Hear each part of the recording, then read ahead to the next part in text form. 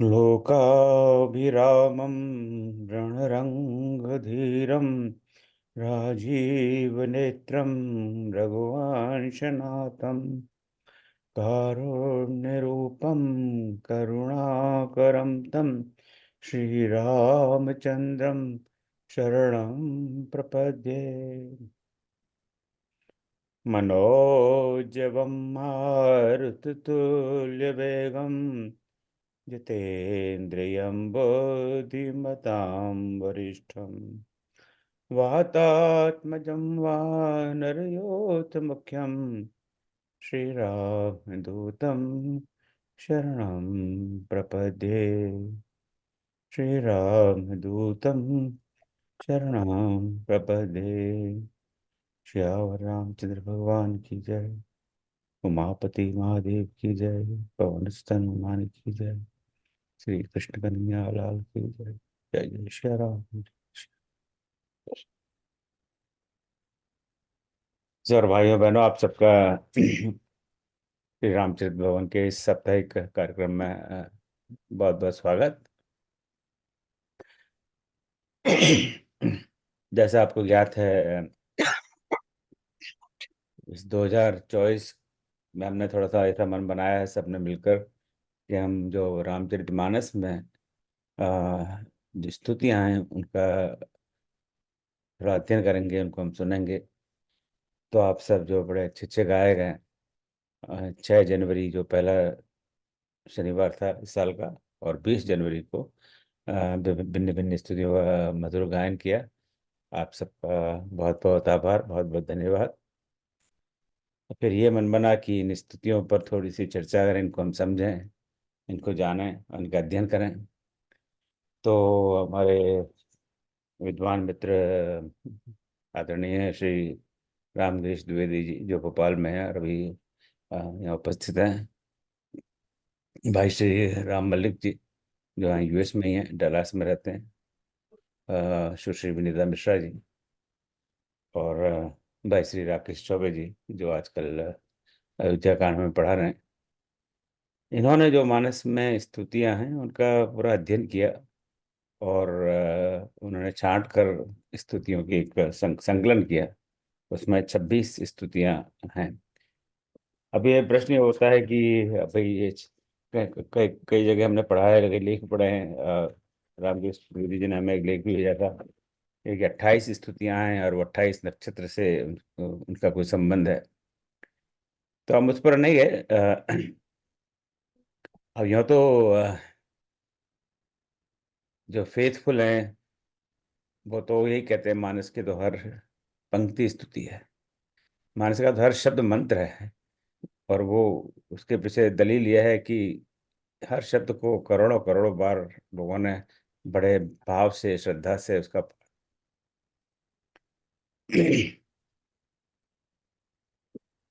पाठ किया है, वाचन किया है।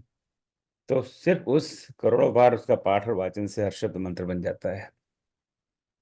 इसलिए ये कहना कि ये चौपाई स्तुति नहीं है या ये दोहा स्तुति नहीं है, ये ठीक नहीं होगा। पर कहीं ना कहीं तो आपको एक रेखा डालनी पड़ती है। तो ये जो चयन किया है, ये कोई पत्थर की लकीर नहीं है। हो सकता है इसमें कोई स्तुति जिसको आप समझते हैं स्तुति है वो इसमें ना हो, तो उसके लिए हम आपसे क्षमा चाहते हैं। इसमें कोई बहस वाली बात नहीं है, क्योंकि ये अल्टीमेटली तो भावना की बात है। तो इस संदर्भ में आज मैं जो मानस में स्तुति है उस पर एक छोटा सा, जिसको हम कहते हैं अंग्रेजी में बर्ड्स आई व्यू, जैसे एक पक्षी आसमान से उड़ता है और एक नज़र डाल लेता है कि क्या हो रहा है नीचे, उसी तरह से मैं एक छोटे से पक्षी की भांति इस स्तुति गगन में थोड़ा सा भ्रमण करूंगा, और मुझे जो नीचे दिखाई देगा उस पर मैं आपसे बात करूंगा। पर उस पर, इस स्थिति पर विस्तृत चर्चा तो हमारे, जैसे मैंने अभी बताया था, विद्वान मित्र रामगिरीश द्विवेदी भाई साहब, मलिक जी, विनीता जी और चौबे जी आने वाले 4 सप्ताहों में करेंगे। तो ये एक तरह से 5 सप्ताहों की ये श्रृंखला है, और हमें आशा है इससे हमें कुछ जानने को मिलेगा, कुछ सीखने को मिलेगा। तो ये इसकी भूमिका है। आपका कोई इसमें अभी कोई प्रश्न है? कि मैं जब बात करता हूँ तो मैं हमेशा एक इसी तरह से बात करता हूँ कि हम सब साथ में बैठे हुए हैं, आपस में एक दूसरे से बात कर रहे हैं। मेरा कोई ऐसा उद्देश्य नहीं होता कि मैं कोई वक्तव्य दे रहा हूँ या कोई भाषण दे रहा हूँ। मुझमें ऐसी कोई योग्यता नहीं है। तो इसलिए बीचों बीच मैं पूछता रहता हूँ कि भाई आपका कोई प्रश्न है, आपके मन में कोई बात है, और कोई हो तो हम उस पर चर्चा कर सकते हैं। तो सबसे पहला प्रश्न यही होता है कि मैं जब ये बात निकली तब हम लोगों के मन में ये प्रश्न आया कि ये स्तुति का अर्थ क्या होता है। वही हमने जानने का थोड़ा प्रयास किया। ये बात मैं कह दूं कि जो भी मैं आज आपसे बात करूंगा उसमें मेरा कुछ भी नहीं है। जैसे हमारी बड़ी प्रसिद्ध आरती है, तेरा तुझको अर्पण क्या लागे मेरा। ये आपका ही ज्ञान है, आपने ही मुझे शिक्षित किया है। और सबका मैं नाम शायद ना ले पाऊँ, पर पर इसमें मैं कोई ऐसी कोई बात नहीं करूंगा जो मेरी अपनी अपनी सोच हो या मेरी अपनी मैंने कोई नई बात खोजी हो। ऐसा ऐसा इसमें कुछ नहीं है। सभी आप लोगों का परिश्रम है। तो ये प्रश्न मैंने आपसे पूछा था कि स्तुति क्या है, और जानने का थोड़ा सा प्रयास किया कि इसकी हम व्याख्या कैसे करें। क्योंकि बिना व्याख्या किए तो ये कहना ही मुश्किल हो जाएगा कि स्तुति क्या है या क्या नहीं।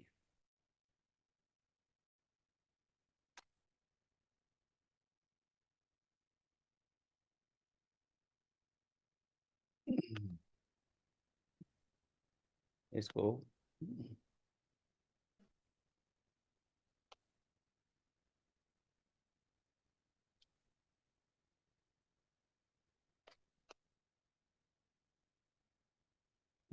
आ गया, चलो ठीक है। तो एक तो सोर्स आजकल गूगल है। हम जब जानते हैं कोई भी प्रश्न हो गूगल में डाल दीजिए। गूगल ने बहुत महत्वपूर्ण काम किया और कर रहा है। कई प्रश्नों का हमें बिल्कुल उत्तर मिल जाते हैं, पर कई प्रश्नों के हमें उत्तर ठीक से मिलते नहीं है। इसलिए गूगल पर मैं बहुत भरोसा, मैं कुछ कम ही करता हूँ। अब ऐसा कोई सीधा साधा प्रश्न हो कि भाई भारत की राजधानी क्या है, तो फटाक से कह देगा दिल्ली है, तो उसमें तो कोई शंका वाली बात नहीं। पर कुछ ऐसा प्रश्न हो, स्तुति क्या है, तो उसकी तो परिभाषा अलग जगह अलग अलग मिलेगी, और उसमें कितनी विश्वस। तो मैंने एक जो ओल्ड फैशन स्टाइल है, जब हम पढ़ते थे तब गूगल गूगल तो था नहीं। तो हम लोग डिक्शनरी खोल के बैठ जाते थे कि भैया ये कोई नया शब्द आया है, डिक्शनरी शब्दकोश में देखिए। तो मेरे पास कई शब्दकोश हैं। तो एक आप इसको एग्जाम्पल की तरह ले लीजिए। तो एक शब्दकोश है पारिजात शब्दकोश, बड़ा प्रसिद्ध हिंदी का शब्दकोश है। तो उसमें मैंने देखा तो उसमें लगा कि स्तुति शब्द, जो स्तु संस्कृत धातु से बना है, जो बाद में आदरणीय श्रीमती आशा श्रीवास्तव जी ने इसकी पुष्टि भी की। तो उसका अर्थ होता है प्रशंसा करना। अब ये मैं मेरा शब्द नहीं है, ये शब्दकोश से मैंने कॉपी, जो देख रहे हैं आप स्क्रीन पे, वो कॉपी पेस्ट है। नकल की है मैंने, वहां से सीधा लेके वैसा के वैसे यहाँ टाइप कर दिया है। तो उसी से उसका अर्थ होता है स्तुतिगत प्रशंसा, स्तोत्र और चापलूसी। ये शब्द पारिजात कोश के शब्द है, मेरे शब्द नहीं है। फिर दूसरी डिक्शनरी मैंने देखी, ऑक्सफोर्ड हिंदी डिक्शनरी। ये बहुत मैं समझता हूँ एक हिंदी की एक ऑक्सफोर्ड की बहुत ही महत्वपूर्ण डिक्शनरी है, जिसका जो हिंदी टू इंग्लिश डिक्शनरी है। और उसका मैं हिंदी के शब्दों का अर्थ देखने के लिए मैं कई बार उसका प्रयोग करता हूँ। उन्होंने इसके अर्थ दिए कि हिंदी में अगर स्तुति है तो इसका अंग्रेजी में अनुवाद होगा प्रेज, यूलॉजी, सॉन्ग, हिम और प्रेज। तो करीब करीब वही है जो हम पारिजात कोश में दिख रहे हैं। हाँ, वो चापलूसी वाला यहाँ शब्द नहीं है। चापलूस होता तो शायद उसको लिखते फ्लैटरी ऐसा कुछ। फिर दूसरा एक बड़ा बृहद शब्दकोश मेरे पास है, वो है वर्धा का, वर्धा हिंदी शब्दकोश। उन्होंने उसमें लिखा है गुणगान। ये बड़ा ही प्रसिद्ध और प्रशंसनीय शब्दकोश है वर्धा का, वर्धा हिंदी शब्दकोश में लिखा है गुणगान, प्रशंसा है, चाटकारिता। उन्हें मैं कहूँगा कि ये मेरे शब्द नहीं है, ये बिल्कुल उन शब्दकोश से लिया हुआ कॉपी पेस्टेड नकल है। फिर एक संस्कृत की एक बहुत बृहद डिक्शनरी मेरे पास, और बड़ी बड़ी बड़ी क्लिष्ट डिक्शनरी है। उसको समझना ही बड़ा मुश्किल है। पर उसमें लिखा है इसका अर्थ प्रेस, यूलॉजी, पैनजेरिक, कहीं तो हमसे पढ़ना भी नहीं आ रहा क्या शब्द है, कमेंडेशन, एडुलेशंस। तो ये भिन्न भिन्न अर्थ हैं। तो कहीं न कहीं इसमें ऐसा भाव आता है कि जब हम स्तुति करते हैं तो उसमें कोई प्रशंसा वाली बात है, कुछ बात है। अब हम जानते हैं किसी बात को समझने के लिए हम 1-2 स्तुति को देखते हैं, और एक जो स्तुति हम सब जानते हैं, सुनते हैं, बड़े भक्ति भाव से उसका आनंद लेते हैं, वो है श्री राम स्तुति। और जो महाकवि गोस्वामी तुलसीदास जी ने स्वयं ने इसको रचना की है। अंतिम में लिखते हैं, इत वदते तुलसीदास शंकर शेष मनि मनोरंजनम। तो अब वो स्वयं इसको राम स्तुति कहते हैं। तो इस स्तुति का थोड़ा-सा हम अध्ययन करेंगे और इसमें देखेंगे इसके कैरेक्टरिस्टिक्स क्या हैं, लक्षण क्या हैं, और फिर बा इससे शायद हमें पता लगे कि स्तुति क्या है।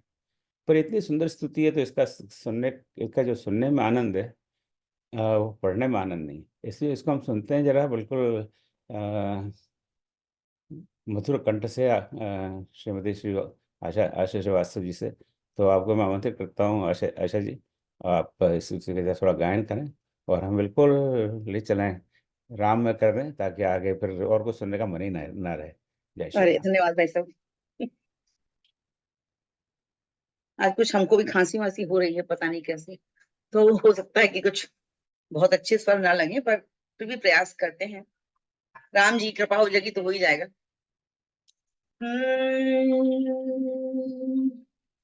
श्री राम श्री राम श्री राम श्री राम श्री रामचंद्र कृपालु भज मन हरण भव भय दारुणम् नव कंज लोचन कंज मुख कर कंज पद कंजारुणम श्री राम श्री राम श्री राम श्री राम कंदर्प गणित अमित छवि नवनील नीरद सुंदरम पदपीत मानहु तरित रुचि शुचि नौमि जनक सुतावरम श्री राम श्री राम श्री राम श्री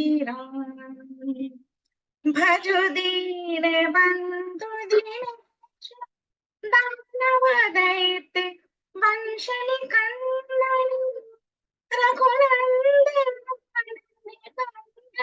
कौशल चंद दशरथ नंदनम श्री राम श्री राम श्री राम श्री राम शिर मुकुट कुंडल तिलक चारु दारु अंक विभूषणम आजानुभुज शर चाप धर संग्राम जित खर दूषणम श्री राम श्री राम श्री राम श्री राम इति वदति तुलसीदास शंकर शेष मुनि मनरंजन मम हृदय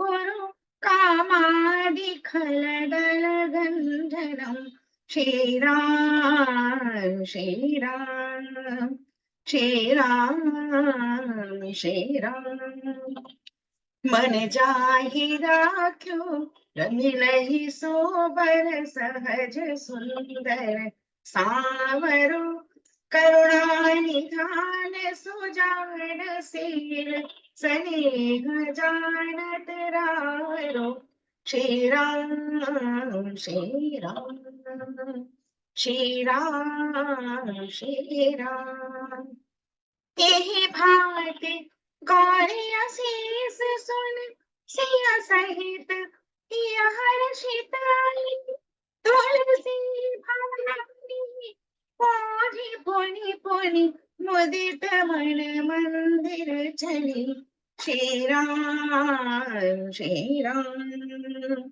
श्री राम श्री राम जानी गौरी अनुकूल सियहि हर्ष न जाते कही, मंजुल मंगल मूल बाम अंग पर कने लगे। श्री राम श्री राम श्री राम श्री राम श्री राम श्री राम श्री राम श्री राम। जी राम, जय श्री राम, जय श्री राम। बहुत सुंदर आशा जी, बहुत बहुत धन्यवाद। आपने आज का वातावरण बिल्कुल राममय बना दिया। तो धन्यवाद। अभी आदरणीय आशा श्रीवास्तव जी ने श्री राम स्तुति का पाठ किया, गायन किया। तो इस रचना को हम राम स्तुति के नाम से जानते हैं, आरती के नाम से नहीं जानते कि गणेश जी की आरती, शिव जी की आरती, लक्ष्मी की आरती, राम जी की आरती। पर प्राय इसको आरती के रूप में भी इसका प्रयोग होता है। तो ये स्तुति है।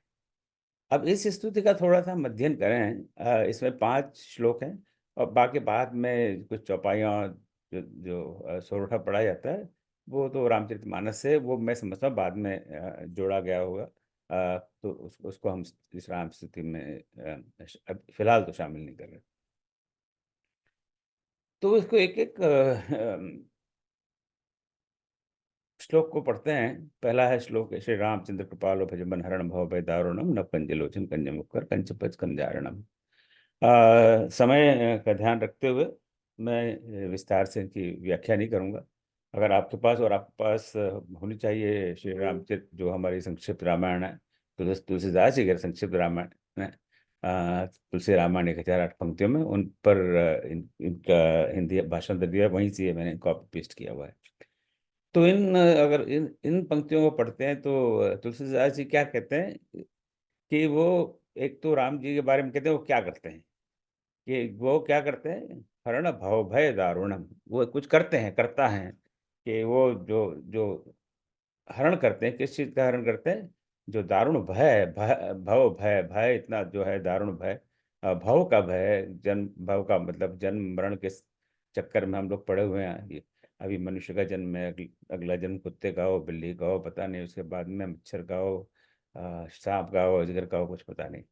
तो उस जो चक्करों में पड़े हैं, उस जन्म मरण रूपी के डर का जो भय है, इतना बड़ा दारुण भय है, उसको दूर करने वाला है।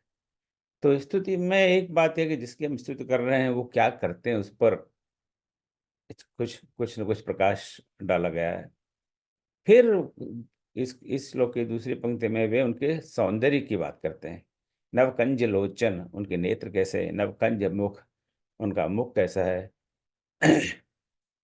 उनके चरण कैसे हैं, हाथ हाथ कैसे हैं, उस पर चर्चा करते हैं। तो पहले श्लोक में, स्तुति में इतनी बातें हैं। दूसरे श्लोक में कंदर पगड़ तमित चपरम नील नीरज सुंदरम पट पीतमानो तर तरु नाम जनक सुतावरम। अब यहाँ पर फिर वो सौंदर्य की बात करते हैं उनकी, कि उनका तो सौंदर्य देखिए न, कर अगणित कामदेवों से बढ़कर है, और उनका शरीर है बिल्कुल नील सजल मेघ जैसा सुंदर है, और इस तरह का उनका परिचय है। और बाद में फिर वो बताते हैं कि वो सीता के पति हैं। तो एक दूसरा कैरेक्टरिस्टिक, दूसरा लक्षण स्तुति में है कि उनका और क्या सांसारिक क्या संबंध है। तो वो सीता के पति हैं। नौमि जनक सुतावरम। तीसरे श्लोक में भज दीन बंद दिनेश दानव दैत्य वंश निकंदनम रघुनंद आनंद कंद कौशल चंद्र दशरथ नंदनम। अब यहाँ पे वो वाली बात है, वो क्या करते हैं कि वो दीनों के साथ उनका कैसा व्यवहार है। भज दीन बंधु, वो दीन के बंधु हैं। दुष्टों के साथ कैसा व्यवहार है, दुष्टों का वो निकंदन करते हैं, नाश करते हैं। और उनका तेज कैसा है, और उनका और क्या पत्र। अब यहाँ पहले बताया सीता जी के पति हैं, अब यहाँ बताया वो दशरथ के पुत्र हैं, दशरथ नंदन है। उनके चौथे श्लोक में फिर उनके उनके बाह्य रूप की चर्चा करते हैं। उनके आभूषण कैसे हैं, मस्तक पर रत्न जड़ित मुकुट है, कानों में कुंडल है, भाल पर तिलक है, प्रत्येक अंग में सुंदर आभूषण है। और उनकी भुजाएं कैसी हैं, आजान भुज, बड़े बड़े लंबी भुजाएं, आजान भुज, सर चाप धर संग्राम जित कर दूषण। फिर उन्होंने जो काम किए हैं, उसके चर्चा है कि उन्होंने खर, दूषण जैसे दुष्ट राक्षसों का पर विजय प्राप्त की। और अंतिम जो श्लोक है उसमें तुलसीदास जी अपने नाम ले कहते हैं, मैं तुलसीदास ये कह रहा हूँ कि वो शिव जी शेष और मुनियों को प्रसन्न करने वाले हैं। मतलब क्या करते हैं, और काम और क्रोध लोभ का नाश करते हैं, और फिर वो प्रार्थना करते हैं कि भाई आप मेरे हृदय में निवास करें। तो अपनी अपनी उनको कोई एक अपेक्षा तो है भगवान से कि आप, मैंने आपकी इतनी स्तुति की, आप मेरे हृदय में निवास करिए। तो ये 5 श्लोक को मैंने बहुत संक्षेप में उनके लक्षणों को देखा, और उन्हीं जो मैंने जो वहाँ पॉइंट्स लिखे थे, उन्हीं को यहाँ पे कॉपी पेस्ट कर दिया है, वही के वही। तो पहले श्लोक में वे क्या करते हैं, उनके नेत्र, मुख, हाथ और चरण कैसे हैं, फिर दूसरे श्लोक में उनका सौंदर्य कैसा है, उनके शरीर का सौंदर्य कैसा है, उनका अन्य क्या परिचय है जैसे वो सीता जी के पति हैं। तीसरे श्लोक में उनका दीनों के साथ कैसा व्यवहार है, दुष्टों के साथ कैसा व्यवहार है, उनका तेज कैसा है, उनका और परिचय क्या है, दशरथ के पुत्र हैं। चौथे श्लोक में उनके आभूषण कैसे हैं, उनकी भुजाएं कैसी हैं, उन्होंने किस किस पर विजय प्राप्त की है, और अंतिम श्लोक में वे क्या करते हैं, और स्तुतिकर्ता की क्या अपेक्षा है। अब इन सबको हम मिला लें तो कुल मिलाकर ये 5, एक स्तुति के 5 लक्षण मुझे दिखाई देते हैं। एक तो जिसकी हम स्तुति कर रहे हैं, उनके बाह्य सौंदर्य की बात होती है, चाहे हम गणेश जी की स्तुति करें, चाहे अब अब आरती है वो भी एक स्तुति का स्वरूप है, गणेश वंदना करते हैं या शिव जी की वंदना करते हैं, या लक्ष्मी जी की करते हैं, या गौरी माता की करते हैं, या कृष्ण भगवान की करते हैं। तो उनका बाह्य सुंदर कैसा है, बाह्य सौंदर्य कैसा है।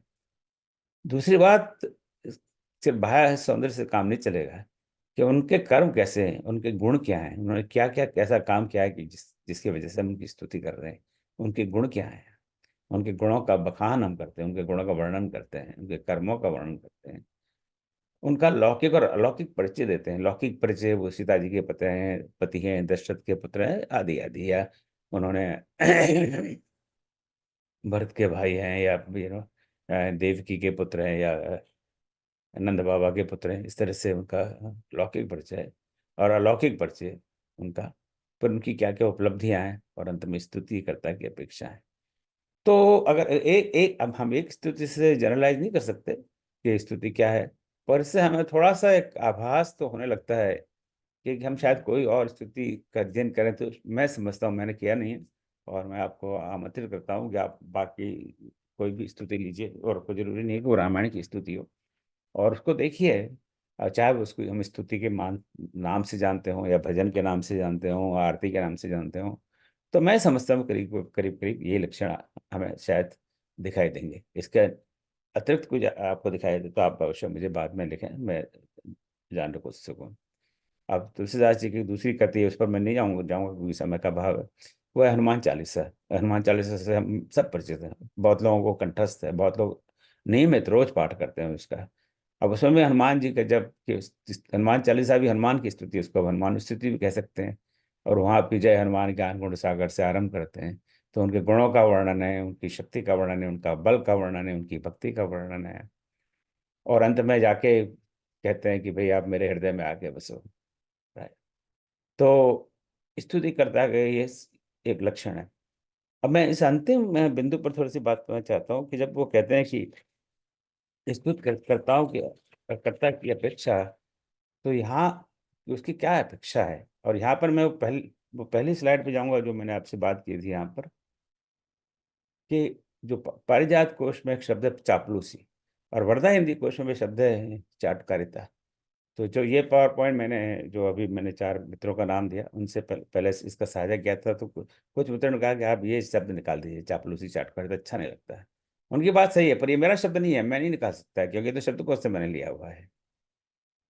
तो जब हम कहते हैं कि एक तुलसीदास जब ये कह रहे हैं यहाँ पर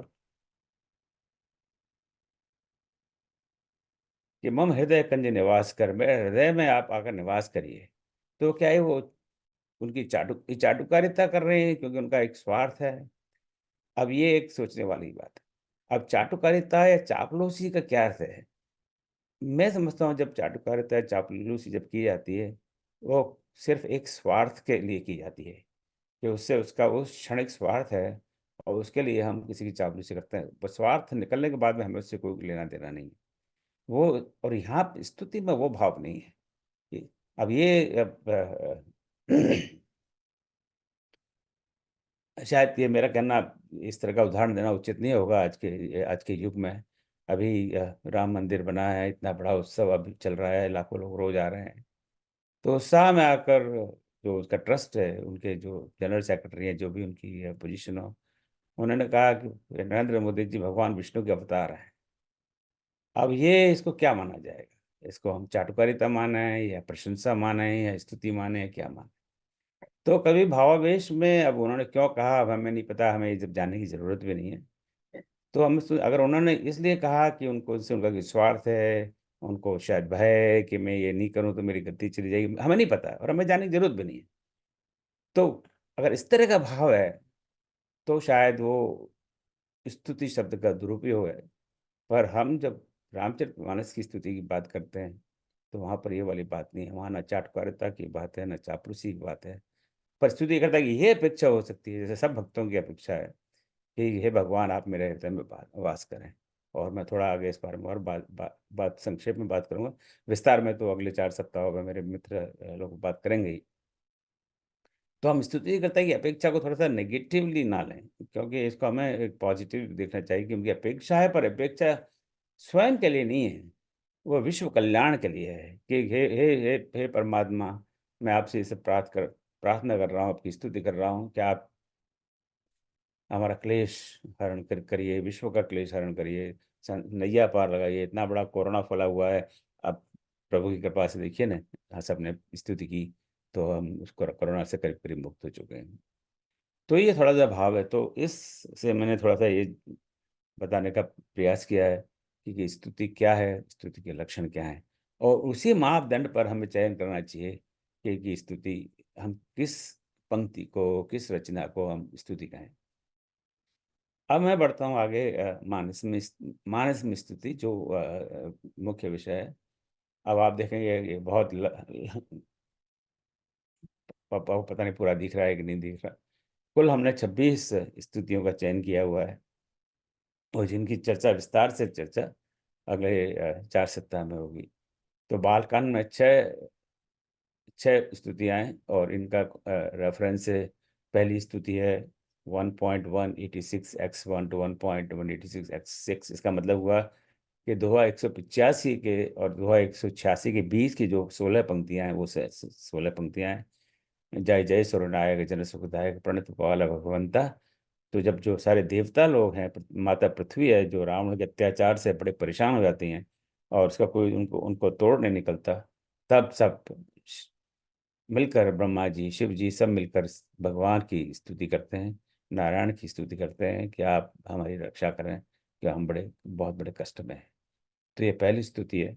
वहाँ पर जो स्तुति देवता सब करते हैं, सब मिलकर, माता पृथ्वी माता भी हैं, शिव जी भी हैं, ब्रह्मा जी भी हैं, और हरि की स्तुति करते हैं। क्योंकि वो, या आप कह सकते हैं विष्णु भगवान की करते हैं, हरि की करते हैं, नारायण की करते हैं, जो भी आप कहें। उसके बाद में दूसरी स्तुति बालकांड में, जब भगवान प्रकट होते हैं, तब भय प्रकट कृपाला दीन दयाला कौशल्या हितकारी, जब माता कौशल्या भगवान राम की स्तुति करती है।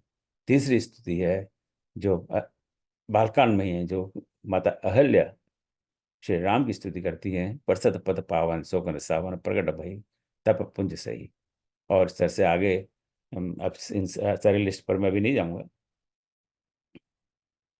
फिर उत्तरकांड में कई स्तुतियां हैं, और अंत में जो तुलसीदास जी स्वयं स्तुति करते हैं, पाई ने कही कि पतित पावन राम भज सन 60 मना। तो इस तरह की 26 स्तुतियां हैं का हमने संकलन किया है, सब मित्रों ने संकलन किया है। और वो स्तुति किसने गाई और किन लोगों ने मिलकर गाई और किसकी गाई, उसका पूरा इस एक स्लाइड में पूरा सारांश है।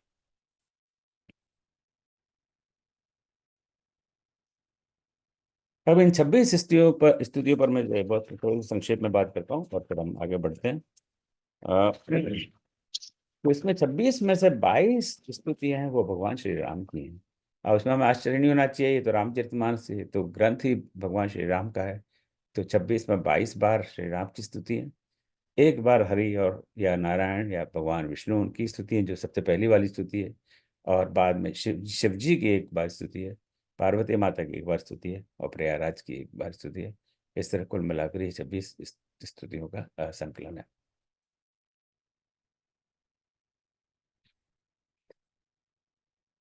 पहले हम जो चार स्तुति है जो भगवान राम के अलावा हैं उन पर थोड़ा सा थोड़ी सी नजर डाल लें। तो जो सबसे आरंभ में जब जब रावण का जन्म होता है, और उनके साथ में कुंभकर्ण, विभीषण, फिर मेघनाथ। तो विभीषण तो खैर भगवान की भक्ति में रहते हैं, उन्होंने वरदान ही इस तरह का लिया था। पर बाकी राक्षस, चाहे रावण है, कुंभकर्ण है, मेघनाथ, सारे सारे तीनों लोकों में तहस नहस मचा देते हैं। ये सब हम बालकांड में देख चुके हैं जो रामायण दिन की क्लास में है। और वैसे भी ये सबको जानकारी है ही। और माता पृथ्वी माता, धरती माता उसको सहन नहीं पाती, और तो वो देवी देवताओं के पास पहुंचती है कि आप मेरी रक्षा करो। बोले हमारे हमें भी नहीं पता क्या करना चाहिए। ब्रह्मा जी के पास पास जाते, बोले मेरे पास भी कोई इसका इलाज नहीं है, और मैंने तो ये वरदान दिए हैं इनको, अब मैं क्या करूं। तो शिव जी के पास जाते हैं, और शिव जी कहते हैं कि भैया ऐसा करो, इसका उपाय तो नारायण ही दे पाएंगे, और वो स्तुति करते हैं। ये पहली स्तुति है।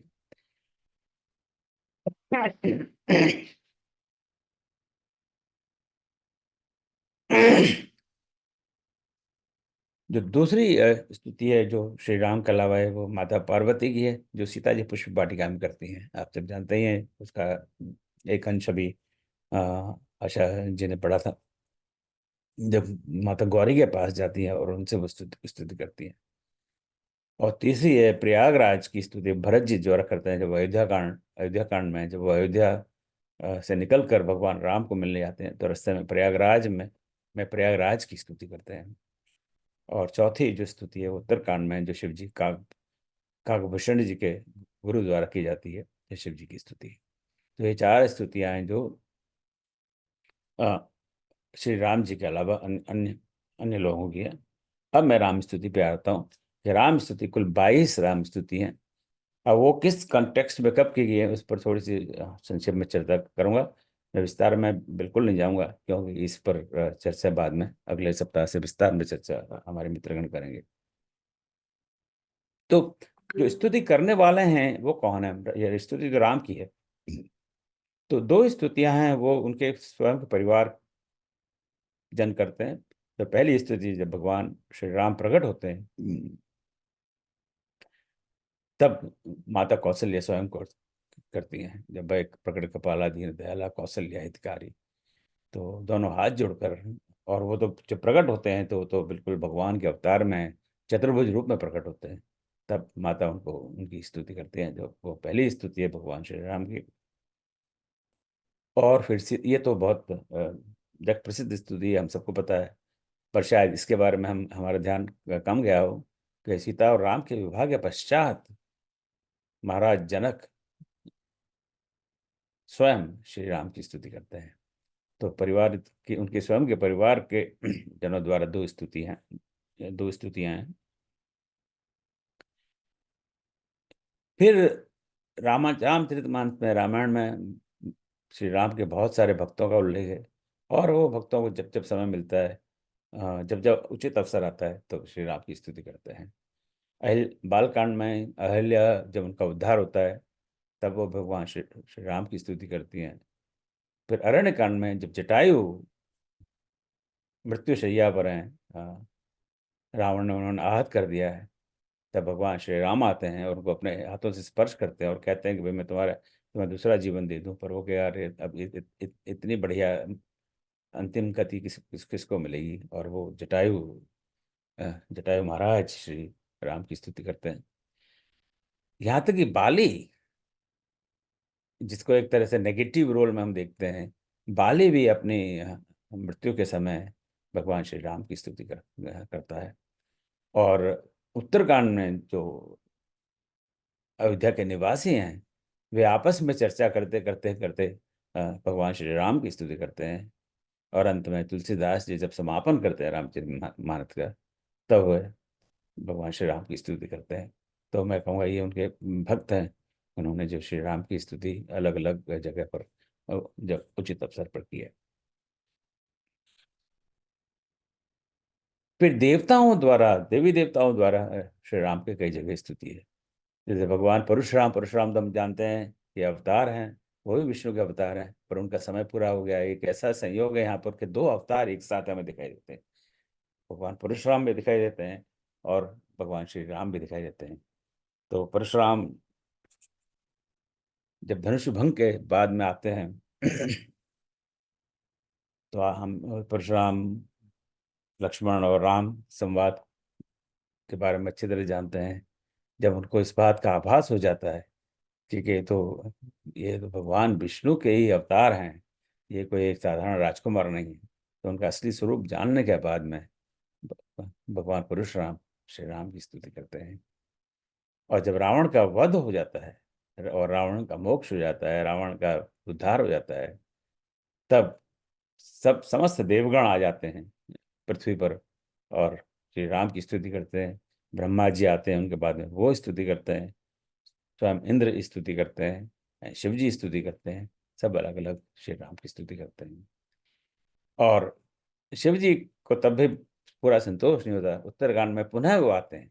राम जी जब सिंहासन पर आसीन हो जाते हैं, तब वो बड़े प्रसन्न हो जाते हैं शिव जी, और आकर फिर पुनः श्री राम की स्तुति करते हैं। तो देवी देवताओं के द्वारा जगह जगह पर हम स्तुति ये श्री राम के देखते हैं।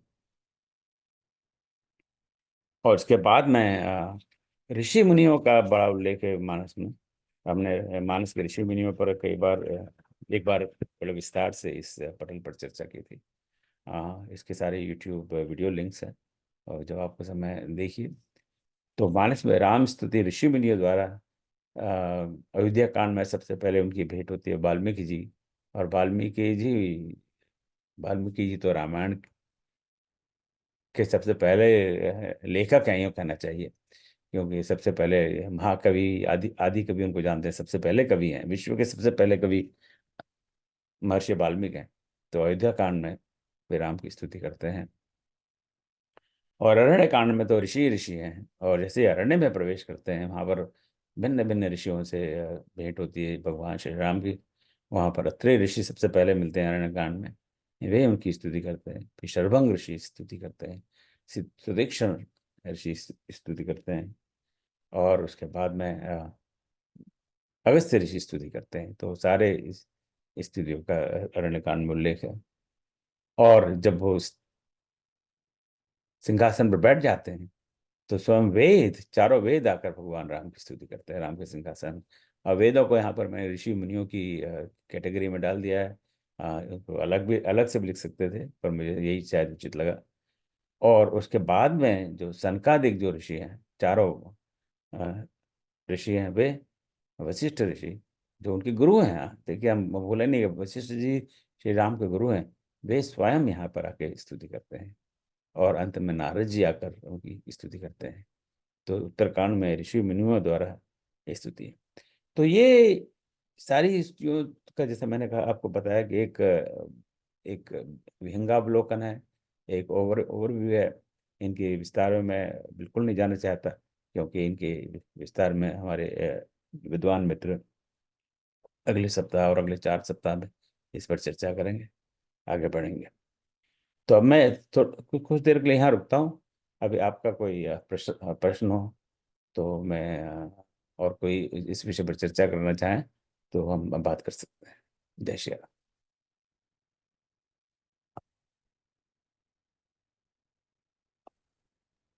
जय सिया राम। बहुत ही अच्छा आपने समझा दिया संस्कृति के बारे में। धन्यवाद मलिक जी। और कोई प्रश्न किसी का?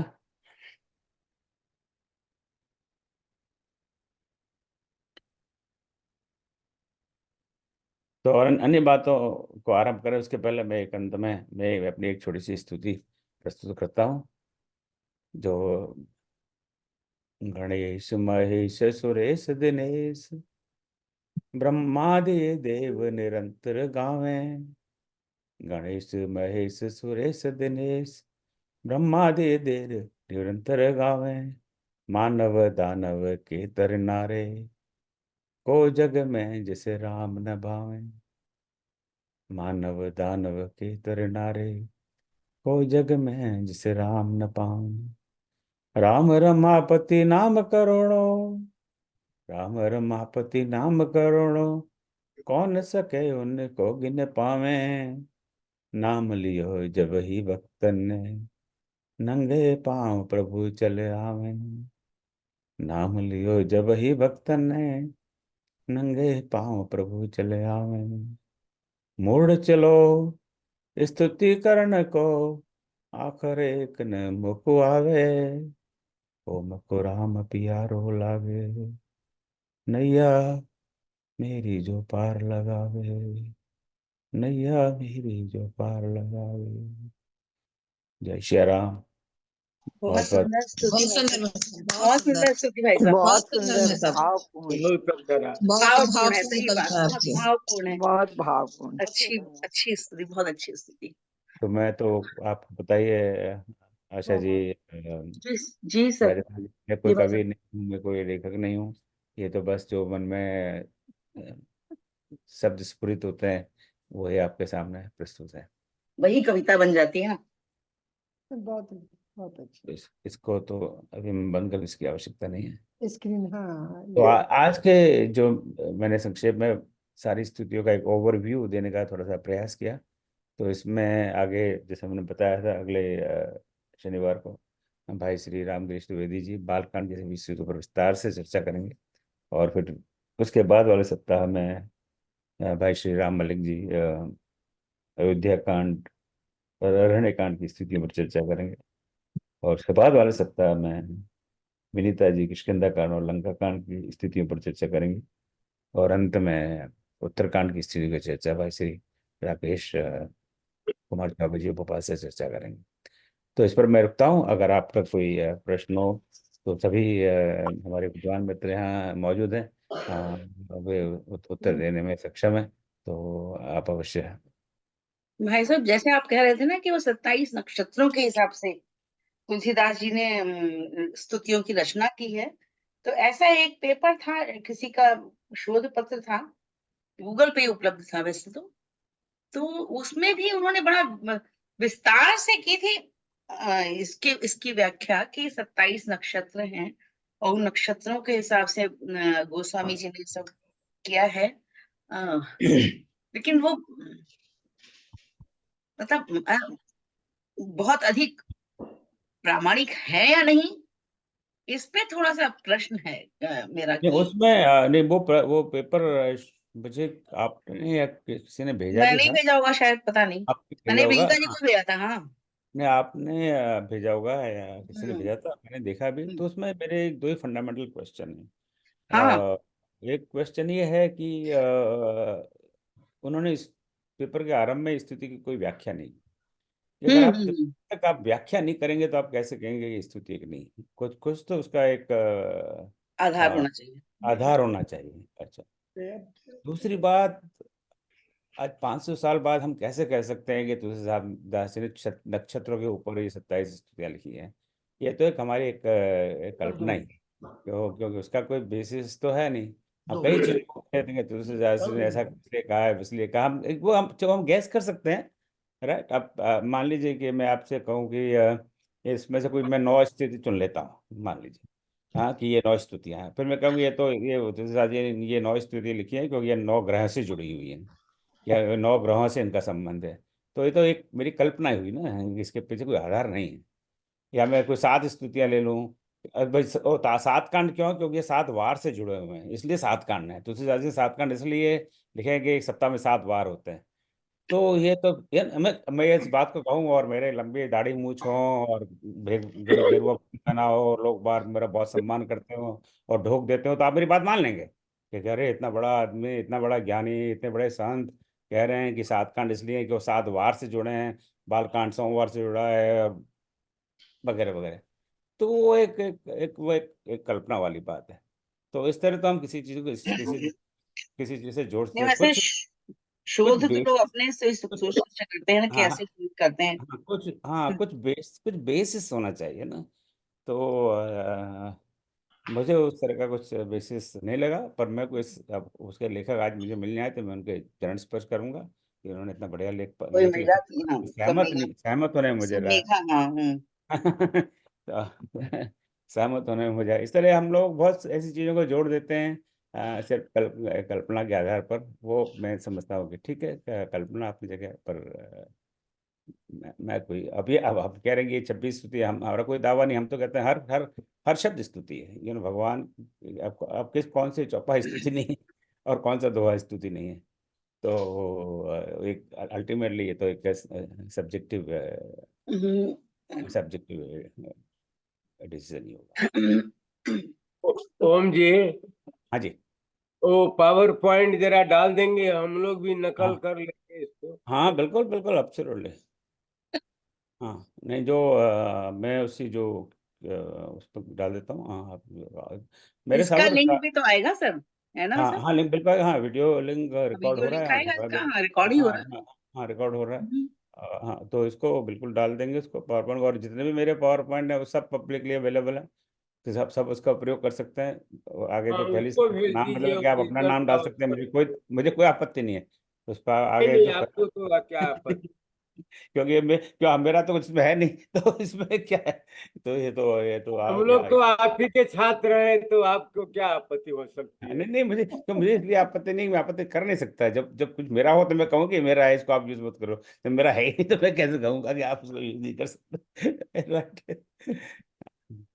सर, ये जो आपने पीपीटी है उसमें स्तुतियां तो है मगर पूरी नहीं है, तो उसका एक्सेल भी डाल दें प्लीज। हाँ नहीं नहीं, वो उसका एक्सेल डालूंगा, पर वो है सारी सारी जो 26 की बात की थी। ये जो पीपीटी है उसमें पूरी है। हाँ हाँ बिल्कुल है, मैं बताता हूँ। ठीक।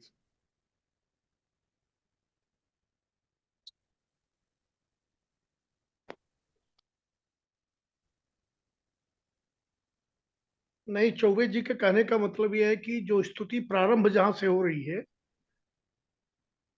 जैसे कहां से कहां तक, पहले वाले में तो 16 चौपाई का पर उसमें है।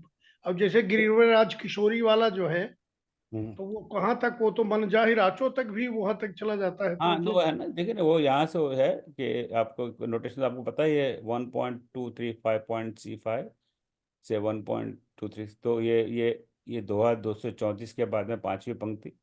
हाँ, जय जय जय कितनी गिरिराज कितनी किशोरी, जय महेश मुखचंद्र चकोरी। अंतिम पंक्ति मैंने यहाँ नहीं लिखी क्योंकि ये फिट नहीं हो रही थी स्लाइड में, इतना ही फिट करना बड़ा मुश्किल हो रहा था। पर वो अंतिम पंक्ति उस दोहे की ये शॉर्ट है। पर वो जो जो अब मैं समझ रहा हूँ आप जो पूछ रहे हैं, तो पूरी जो अंतिम पंक्ति के साथ में वो मैं जो स्तुति वाला ग्रुप है उसमें डाल दूंगा दोबारा।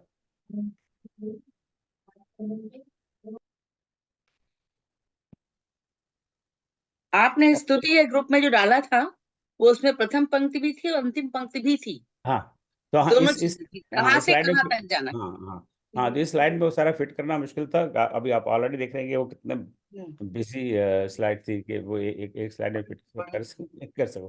तो मैं दोबारा उसको डाल दूंगा, वो डाला था पहले और दोबारा भी डाल दूंगा।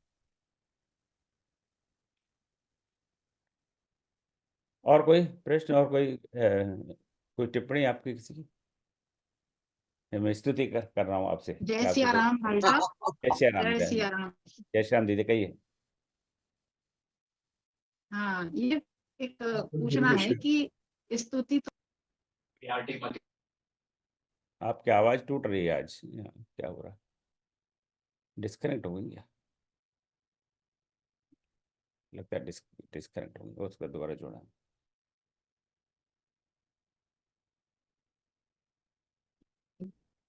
मैं पूछ रही थी कि स्तुति तो हो गई, लेकिन क्या प्रार्थना बिल्कुल अलग चीज होती है हाँ स्तुति से, इसका, बिल्कुल हाँ भिन्न? हाँ, ये एक काफी पहले ये भी प्रश्न था कि लाल साहब हैं, लाल साहब ने ये प्रश्न किया था कि अब प्रार्थना क्या चीज़ है, प्रार्थना और स्तुति में क्या फर्क है, प्रार्थना और हाँ आपने किया था लाल साहब, मुझे याद है। प्रार्थना और निवेदन में क्या क्या फर्क है, और प्रार्थना और भजन में क्या फर्क है। अब ये इनका जो महीन क्या फर्क है वो तो आप लोग ही बताइए, मुझे तो नहीं पता। आप लोग प्रकाश डालें कि जैसे आपने कहा कि प्रार्थना और स्तुति क्या अलग अलग है, बताइए, आप बताइए। मेरे पास तो गुप्ता जी, हाँ जय बताइए। श्री राम। जय श्री राम बजरंग भैया, मेरे बताओ। मेरे मेरे हिसाब से जो प्रार्थना होती है, हम भगवान से उसमें उनसे शक्ति मांगते हैं कि आप हमें शक्ति दीजिए, हम ऐसा कार्य करने में सक्षम हों। और स्तुति वो होती है जिसमें हम भगवान के गुणों को बखान करें। मैं समझ तो सबसे सरल परिभाषा में यही समझा पाऊँ, सही हो बिल्कुल सकता सही, हाँ, ये सही है। है। चौबे जी से एक बार इस पे डिस्कस कर लेते हैं, चौबे जी ज्यादा इस पे बता पाएंगे।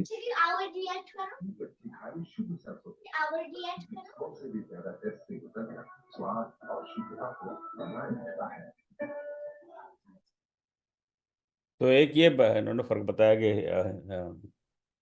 प्रार्थना में कुछ हम बहुत स्पेसिफिक, हमारी कुछ मांग है भगवान से, इनका ये कहना है। कि मैं समझा, यही बात कही ना इन्होंने, मैं यही समझा कि हमारी कोई बहुत कष्ट है और इसके लिए हम प्रार्थना करते हैं कि आप हमें मैं आप प्रार्थना करता हूँ कि आप मुझे बुद्धि प्रदान कीजिए, धन प्रदान कीजिए, इस कष्ट से मैं कष्ट से निवारण कर दीजिए। या फिर कभी आदमी देखिए ना, बहुत बीमार हो जाता है और असाध्य रोग हो जाता है, तो उससे मुक्ति पाने के लिए "हे भगवान मुझे अब मुक्ति प्रदान करो", वो तो मृत्यु मांगता है भगवान से, है ना।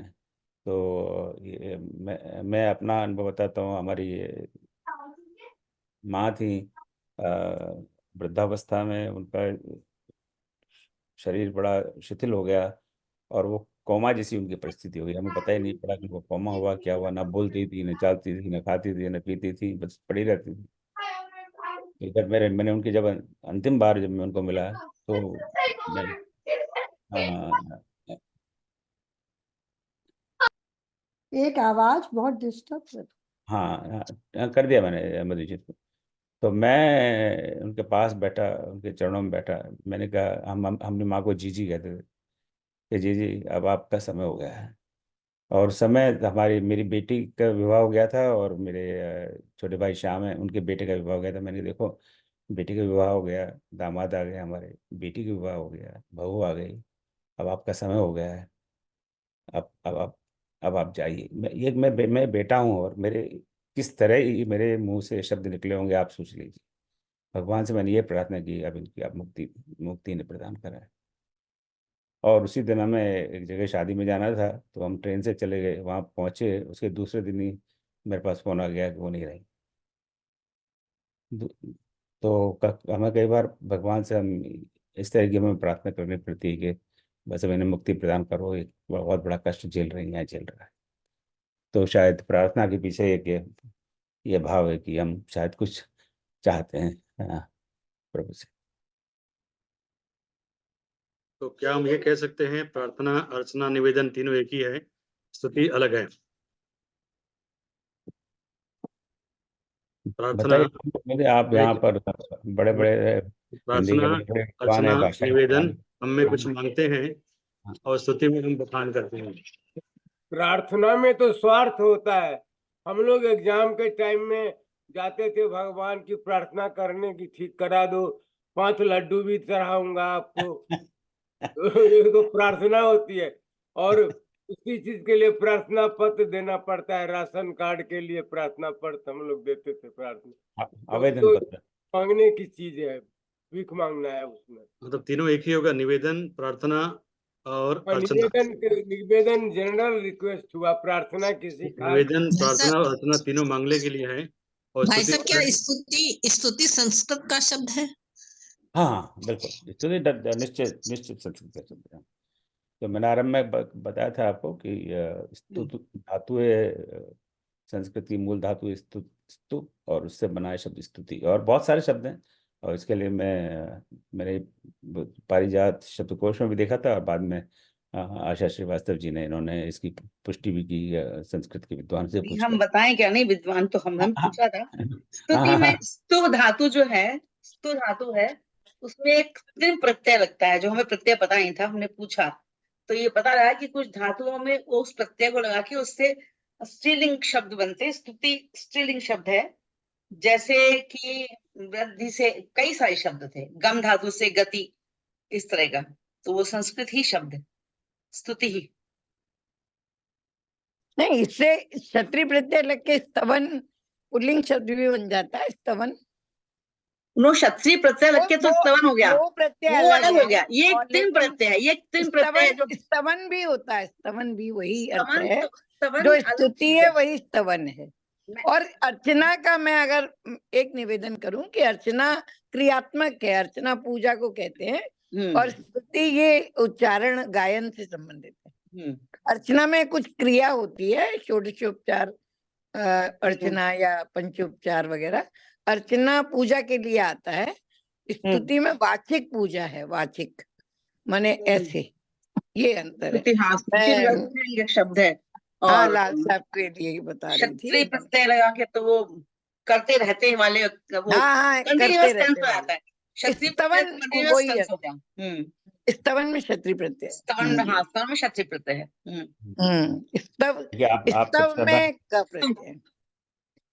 आप सबसे हमें कितना लाभ मिल रहा है कि हमें थोड़ा सा हिंदी का भी ज्ञान मिल रहा है, संस्कृत का भी ज्ञान मिल रहा है। ये बहुत बहुत कई बार कई शब्दों में बहुत महीन बारीक फर्क होता है, तो ये तो विद्वानों के और प्रार्थना किसी अर्थ के लिए की जाती है, प्र माने विशेष, विशेष अर्थ के लिए कहा गया, वो प्रार्थना है। हाँ, क्या बात है, बहुत सुंदर। हाँ, दृष्टि आप कुछ कहना चाहते हैं? दृष्टि सर, मेरा एक क्वेश्चन था, वो स्तुति से नहीं लेकिन मानस से है। सर, मानस में एक जगह हमने बालकांड में देखा है, उसमें आया है स्टार्टिंग में कि प्रभु जब अवतार की कथा है तो तहाँ जलंधर रावण भयउ रणहति राम परम पतयु। तो यहाँ दिया गया है कि जलंधर ने अगली कल्प में रावण का अवतार लिया। और सर, जो हमने प्रसंग पढ़ा है, हमें विनीता मैम ने पढ़ाया कि प्रताप भानु ने भी रावण के रूप में जन्म लिया। तो सर, ये मतलब दो जगह, दो अलग अलग लोगों के लिए एक ही व्यक्ति के जन्म की बात कही गई है, ये थोड़ा समझना था। आपने तो सिर्फ दो की ही बात की, और भी हैं। प्रताप भानु ने भी रावण का जन्म लिया। हाँ, प्रताप भानु का, दोनों का ही नाम है। तो बालकांड किसने हाँ पढ़ा सर, है? जलंधर का भी नाम है उसमें और प्रताप भानु जी का भी नाम है। तो आज मानस में 4 है जन्म दिए, जय विजय भी तो रावण बना था कुंभकर्ण। हाँ, यही तो हम भी कह रहे थे कि जय मैं भी विजय भी तो कहना रावण चाहती हूँ, जय विजय की भी वही कर, वही कथा है। हिरण्याक्ष भी, हाँ, नहीं, हिरण्याक्ष भी हिरण्याक्ष तो उसके पहले का उतारा था। हाँ, तो इनका नहीं, वृष्टि का उत्तम प्रश्न है। अब इसका उत्तर आप ही दीजिए। आप दीजिए राजरानी जी, आप बताइए। बिटिया का कितना बढ़िया प्रश्न है कि भाई एक तीन तीन चार चार आदमी का एक ही अवतार कैसे हो गया? हिरण्यकश्यप का भी वही है, जलंधर का भी वही है, इसका भी वही है, क्या चक्कर है? ये अंतर कथाएं हैं, और उनकी फलश्रुति जो होती है, जो शाप होते हैं, शाप जो दिए गए हैं समय समय पे, जय विजय का भी है, जलंधर का भी है, प्रताप भानु का भी है, अरिमर्दन उसका साथ साथ आता है, हिरण्याक्ष और हिरण्यकश्यप भी। तो भगवान को जो उनका मोक्ष करना था या वो करना था, तो रावण का जन्म, उससे अंतर कथाएं बहुत जुड़ी रह सकती हैं। एक ही कथा के प्रसंग में कई अंतर कथाएं जुड़ी रहती हैं। ऐसा कुछ नहीं है कि उनके लिए अलग प्रभु को अवतार लेना पड़े, फिर अलग उनका वो हो, तो इसलिए ऐसे उसमें कहा है। जय सिया राम। मैं तो समझती हूँ जैसे अलग अलग कल्प में बार बार रावण होते हैं, बार बार राम होते हैं, तो इस तरह से वो ये कथाएं हैं कि कभी तो जय विजय बने, कभी प्रताप भानु बना, कभी कुछ बना, इस तरह से इनको शाप के बस रावण। हिरण्यकश्यप और हिरण्याक्ष के लिए भगवान ने 12 अवतार और वो लिया था, नृसिंह अवतार लिया था, तो वो अलग है कथा उनकी। और इस प्रकार से जलंधर और वृंदा की जो है वो संक्षेप में दी है। बहुत सी कथाएं संक्षेप में दी है, प्रताप भानु की थोड़ी लंबी विस्तार से दी है। राम जन्म के कारणों में जो 5 कारण है उनमें से दी है। विनीता जी ने समझाया है, वो और स्पष्ट तरीके से समझा सकती हैं, स्पष्टतया। लेकिन अंतर कथाएं अंतर संबद्ध होती हैं, माने इंटर रिलेटेड भी रहती हैं, ये मेरा दृष्टि को कहना है। वो तो सही है, बहुत लेकिन अलग धन्यवाद। अलग समय में अलग अलग रावण। आप सबसे इसलिए हम बार बार ये निवेदन करते हैं। हाँ, देखिए, निवेदन शब्द आ गया कि इन पर बहुत सुंदर वक्तव्य इस पर्टिकुलर विषय पर आदरणीय सुश्री विनीता मिश्रा जी ने दिया था। तो आप उन्हीं यूट्यूब को जाकर दोबारा देखिए कि उन्होंने इस विषय में क्या कहा, और ये बात मैं समझता हूँ कभी कभी सभी विषयों पर लागू होती है। ये वहाँ आपको इस तरीके की जानकारी काफी मिल जाएगी। और कोई प्रश्न नहीं तो आज का समापन करें। एक प्रश्न मेरा है। हाँ जी जी।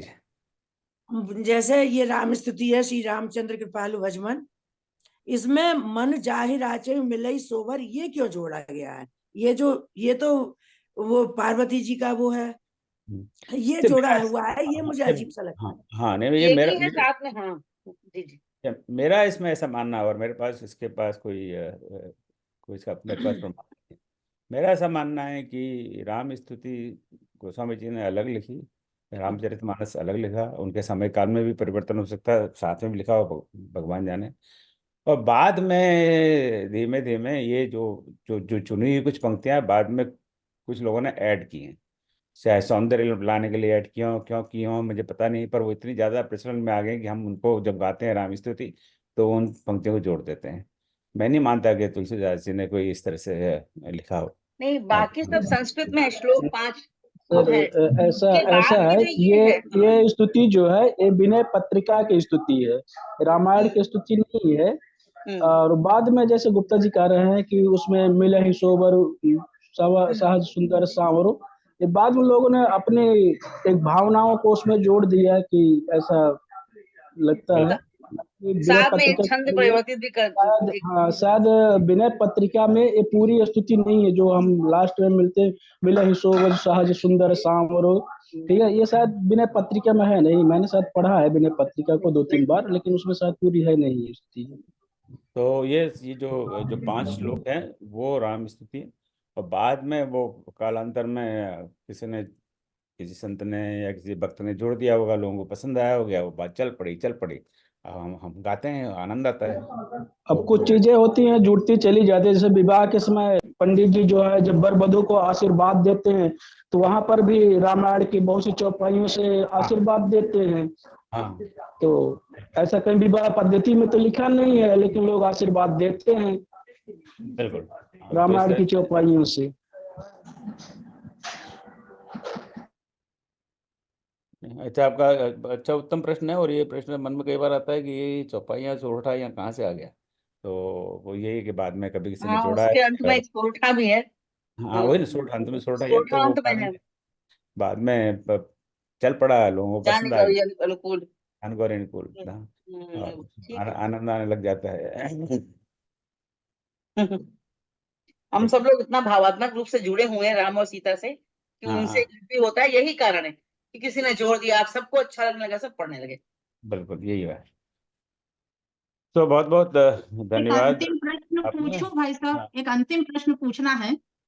हाँ जय जय सुरनायक जन सुखदायक जो स्तुति अपन ने अभी बोली, तो उसके बाद में जानी सभय सुर भूमि सुनी, तो आखिरी में तो ये आता है कि ये प्रार्थना के रूप में बदल गया।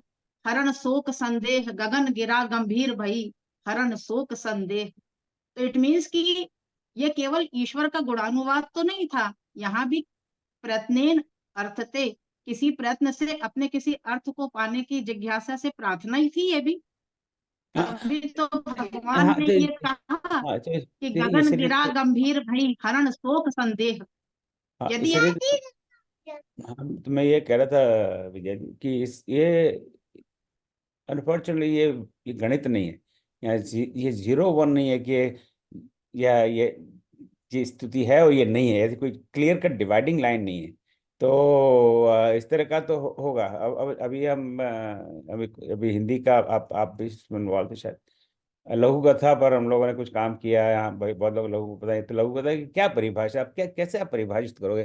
ठीक है, विद्वान लोग परिभाषित करते हैं लघु कथा, अब कितनी लघु कथा है, यानी कितनी लघु हो चाहे उसको लघु कथा करें, उसमें कोई ऐसी कोई सहमति नहीं है। तो कई बार इन चीज़ों को इस तरह से मैथमेटिकली वेल डिफाइंड नहीं करना शायद मेरे ख्याल से संभव नहीं है, और शायद इसकी आवश्यकता भी नहीं है। तो ये तो जो आप कह रहे हैं वो तो होगा ही। अंत में जाके अब जो पहली जो स्तुति है वो तो एक किसी अर्थ, किसी विशेष काम के लिए नारायण की स्तुति है, हे भगवान आप प्रकट हो और हम हमको इसमें से उबारो। हम नहीं तो हम मरे जा रहे हैं यहाँ पर। तो अब आप उसको हम स्तुति कहें ना कहें, अब ये अपने अपने मन की बात है। हम आप हमको लगता है स्तुति नहीं है तो आप उसको मत मानिए, हमको लगता है स्तुति है तो मानिए। तो उसको मेरे ख्याल से मैथमेटिकली उसको डिफाइन करना बहुत मुश्किल है। हमने इसलिए हमने एक उदाहरण के लिए तरह जो जिस पर कोई विवाद नहीं, कि ये तो राम स्तुति है, तो इस पर उसके कैरेक्टरिस्टिक्स को हमने देखा। उसमें भी अंत में तो वो कहते ही हैं कि भाई आप मेरे हृदय में आगे विराजमान करो। हनुमान चालीसा मंद में भी हनुमान जी कहते हैं, हनुमान जी आप आइए, पर राम और सीता को लेके आना, अकेले मत आना। वो बहुत चतुर हैं तुलसीदास जी, कि हनुमान जी आप मेरे हृदय में विराजमान करिए, पर राम लखन सीता को साथ में विराजित होइए। है तो एक एक झपेटे में चारों को तुलसीदास जी ने ले लिया, कि अकेले आओगे तो मैं भगा दूंगा तुम्हारे, मुझे तो अकेले की जरूरत नहीं है। तो ये भक्त का भाव है। उमेश जी, मैं क्षमा चाहता हूँ आपसे, मुझे पता नहीं आप प्रश्न पूछना चाह रहे हैं, आपका मैंने हाथ देखा नहीं। आप हों तो कहिए क्या कहना चाहते हैं। मैं चैट तो नहीं, ये चैट में नहीं देखता हूँ, तो मुझे चैट में आपने लिखा होगा तो मुझे पता नहीं। उमेश जी, उमेश पाठक जी, ये उमेश पाठक जी शिकायत के मूड में रहते हैं, और अभी उनका एक मैंने देखा कुछ, अब मैं चैट देखना तो मेरे लिए बहुत मुश्किल है। इतनी मेरे में योग्यता है ना क्षमता है। तो चलिए, बहुत बहुत धन्यवाद आज के इसके लिए, और अगले शनिवार को भाई श्री राम गिरीश ध्रुव जी से विस्तार से बालकांड की स्थितियों को समझेंगे।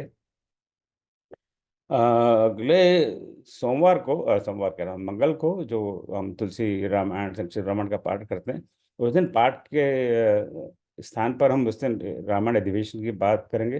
कई लोगों के प्रश्न हैं उस अधिवेशन को लेकर, तो आपके कोई भी प्रश्न हो तो उनका निराकरण करने का प्रयास करेंगे। हमारी आशा है, हमारी अपेक्षा है, निवेदन है, आवेदन है, स्तुति है, प्रार्थना है कि आप सब लोग वहाँ पधारें। आग्रह है कि आप सब पधारें, पर आपके कोई जो उस संदर्भ के प्रश्न हो तो will try to answer those questions on Tuesday. और हमने एक नया एक्सपेरिमेंट शुरू किया है, जो आपने देखा होगा, खास करके जो रामायण में क्लास है, कि जो क्योंकि रामायण की क्लास में हम विस्तार से तो किसी विषय पर अध्ययन नहीं कर सकते, तो जो पिछले 4 सालों में जितनी सारी यहाँ पर प्रस्तुतियाँ हुई हैं, उन पर आधारित जो वीडियो हैं, उन पर हमने स्वाध्याय मोड में, कि स्वयं आप वीडियो देखें, अध्ययन करें और उस पर एक क्विज लें, तो उससे और जानकारी मिलेगी। तो महाराज दशरथ पर आजकल अयोध्या कांड पर चर्चा भाई श्री राकेश शर्मा जी कर रहे हैं। तो अयोध्या कांड में तो पहले पूर्वार्ध में तो महाराज दशरथ का बहुत बड़ा रोल है, हम जानते ही हैं। तो महाराज दशरथ पर 1.5 साल पहले फादर्स डे जब आता है, उस समय मैंने थोड़ा सा प्रयास किया था महाराज दशरथ पर बात करने का। तो उसका एक यूट्यूब वीडियो है, तो उसमें जो आप जो रुचि रखते हैं महाराज दशरथ के विषय में ज़्यादा जानने के लिए, तो महाराज दशरथ का क्या क्या रोल है रामचरितमानस में, उस पर वो वक्तव्य है। तो उस वीडियो को आप देखें, उस पर आधारित क्विज चाहें तो आप करें। और अगर डिप्लोमा कोर्स में है तो क्विज से आपको थोड़ा सा नंबर बढ़ेंगे ही, तो वो एक्स्ट्रा क्रेडिट के रूप में वो क्विज है। पर वो कोई उद्देश्य नहीं है, मुख्य उद्देश्य तो है कि अगर हम महाराज दशरथ के बारे में ज़्यादा जानना चाहें और एक ही जगह पर पूरी जानकारी मिल जाए। हाँ, जैसे आज के मेरी प्रस्तुति, आप पता नहीं आपको अच्छी लगी बुरी लगी, मैं नहीं कह सकता। तो मतलब एक आधा पौने घंटे के अंदर ही मैंने सारी स्थितियों का एक बहुत ही संक्षेप में आपके को बताने का प्रयास किया। विस्तार में अगर आप इसमें मदद कर सकते हैं। और मेरे पास आज के लिए कोई विशेष अनाउंसमेंट्स नहीं है। और समापन करूँ इसके पहले फिर एक बार आपसे पूछ लेता हूँ कि आपको कोई प्रश्न हो। और उमेश पाठक जी, अगर आप हों पंडित जी, तो आप कहें क्या कहना चाहते हैं। नहीं, तो चलिए फिर हाँ, बहुत बहुत धन्यवाद आज जुड़ने के लिए। आप सबका मैं आभारी हूँ। जय श्री राम। ओम सर्वेषां स्वस्तिर्भवतु, सर्वेषां शान्तिर्भवतु, सर्वेषां पूर्णं भवतु, सर्वेषां मङ्गलं भवतु। ओम सर्वे भवन्तु सुखिनः, सर्वे सन्तु निरामयाः, सर्वे भद्राणि पश्यन्तु, मा कश्चित् दुःखभाग् भवेत्।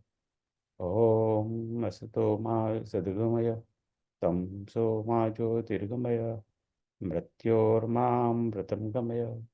ओम शांति शांति शांति। जय श्री